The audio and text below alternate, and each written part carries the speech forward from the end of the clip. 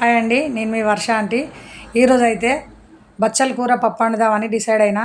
చాలా రోజులైతుంది బచ్చల కూర పప్పు తినక. అందుకని ఈరోజు సింపుల్గా, టైం కూడా ఎక్కువ లేదు, బచ్చల కూర పప్పు. ఒక చిన్న ఉల్లిగడ్డ కట్ చేసిన, ఒక 4 పచ్చిమిర్చి, ఎల్లిగడ్డ అయితే కంపల్సరీ వేయాలండి పప్పులా. నేను పప్పు కాదు ఏ కర్రీ వండినా కూడా ఎల్లిగడ్డ వేస్తాను. కొంచెం ఎల్లిగడ్డ దంచేసి పప్పు, ఆ పప్పు కూడా 2 రకాల పప్పు వేసిన, కొంచెం పెసరపప్పు, కొంచెం కందిపప్పు, కొంచెం శనగపప్పు కూడా వేసేసిన.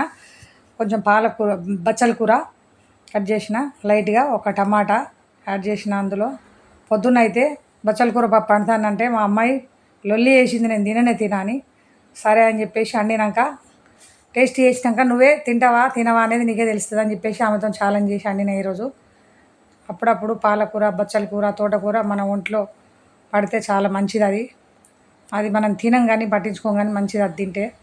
అందుకని ఒక 10 నిమిషాలల్లో రెడీ అయిపోయింది కర్రీ. వేడివేడిగా అలాగే రైస్ కూడా కడిగి పెట్టాను. రైస్ కూడా అయింది, రైస్ కూడా అయిపోయిందండి.